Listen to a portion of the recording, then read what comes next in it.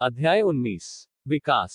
तारांकन विकास से अभिप्राय। संकुचित रूप में इसका प्रयोग प्रायः आर्थिक विकास की दर में वृद्धि और समाज का आधुनिकीकरण के संदर्भ में किया जाता है। व्यापकतम अर्थ में विकास उन्नति, प्रगति, कल्याण और बेहतर जीवन की अभिलाषा के विचारों का वाहक है। इसमें आर्थिक उन्नति के साथ साथ जीवन की गुणवत्ता में वृद्धि को भी शामिल किया जाता है। सतत विकास की अवधारणा के तहत आगामी पीढ़ियों की आवश्यकताओं व संसाधनों के साथ बिना समझौता किए वर्तमान पीढ़ियों की आवश्यकताओं को पूरा करने से है। विकास की दृष्टि से विश्व को 3 श्रेणियों विकसित देश, विकासशील देश व अल्प विकसित देश। तारांकन विकास का प्रचलित मॉडल अनेक विकासशील देशों, जिसमें भारत भी एक था, ने विकसित देशों की मदद से अनेक महत्वाकांक्षी योजनाओं का सूत्रपात किया। विभिन्न हिस्सों में इस्पात संयंत्रों की स्थापना, खनन, उर्वरक उत्पादन और कृषि तकनीकों में सुधार जैसी अनेक वृहद परियोजनाओं के माध्यम से देश की संपदा में बढ़ोतरी करना व आर्थिक विकास की प्रक्रिया को तेज करना था। इस मॉडल से विकास के लिए ऊर्जा का अधिकाधिक उपयोग होता है, जिससे इसकी कीमत समाज और पर्यावरण दोनों को चुकानी पड़ती है।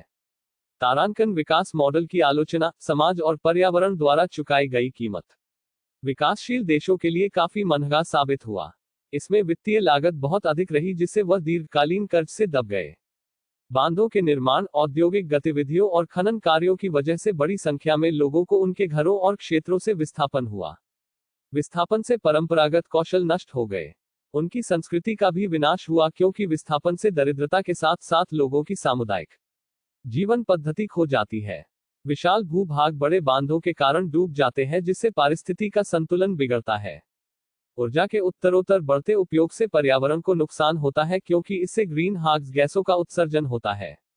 तारांकन विकास की वैकल्पिक अवधारणा।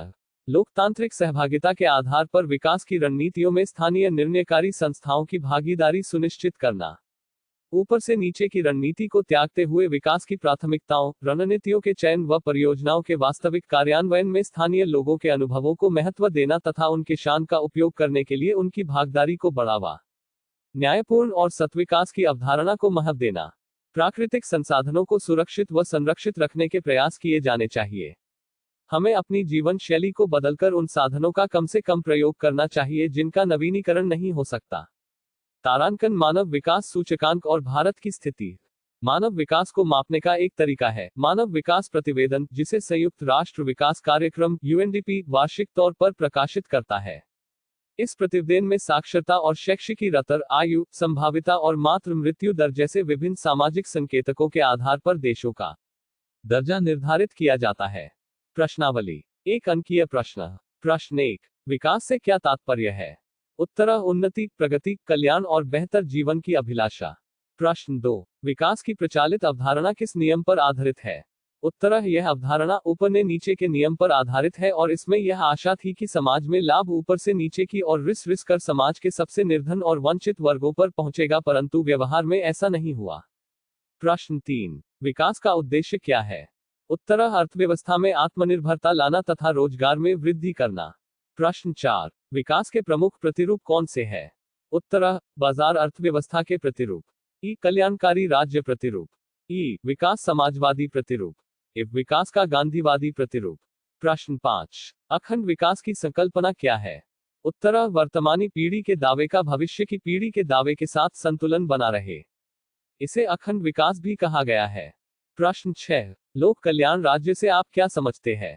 उत्तर, कल्याणकारी राज्य मात्र कर एकत्रित करने वाली संस्था न होकर सामाजिक सेवा प्रदान करने वाली संस्था होती है। GDH कोल के अनुसार कल्याणकारी राज्य प्रत्येक व्यक्ति को न्यूनतम जीवन स्तर और समान अवसर प्रदान करता है। प्रश्न 7, आज विश्व विकास के किस मॉडल का अनुसरण कर रहा है? उत्तर, बाजार अर्थव्यवस्था का मॉडल। प्रश्न 8, बड़ी परियोजनाओं के परिणामस्वरूप मुख्य रूप से किस वर्ग के लोग विस्थापित होते हैं? उत्तर, जनजाति व दलित समुदायों के लोग विस्थापित होते हैं।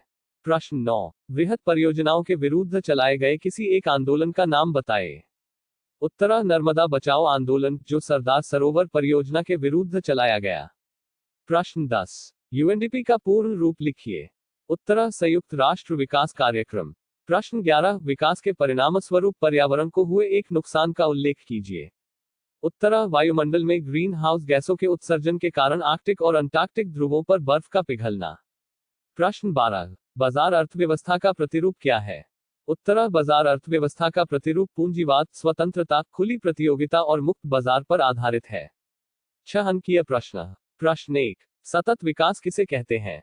व्याख्या करें। उत्तरा स्थायी विकास के लिए पर्यावरण तंत्र और औद्योगिक तंत्र के मध्य सही तालमेल तथा संयोजन की आवश्यकता है। विकास के नाम पर औद्योगिकरण द्वारा पर्यावरण को दूषित किया गया है। विकास के लिए आर्थिक रूप और नीतियों का निर्धारण होना चाहिए। मनुष्य के लिए पर्यावरण प्रदूषण को रोकते हुए विकास के कार्यक्रम किए जाने चाहिए।